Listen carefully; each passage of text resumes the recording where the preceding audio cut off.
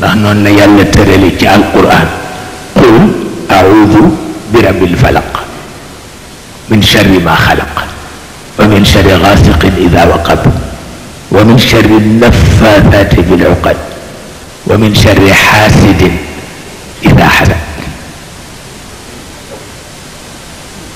loolu la wax yonent bi ni ko muslul ci man waaw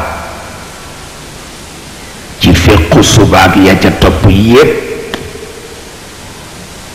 muslul ci man gannaaw timis ak ya ko topp yépp jëm xaaju guddi waaye muslul ci man nag ci ko añaan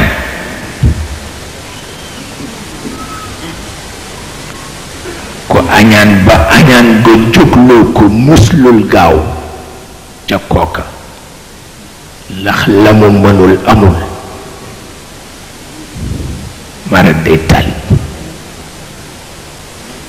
fii ngay gise ko añaan ba du reer guddi yàlla xam na ko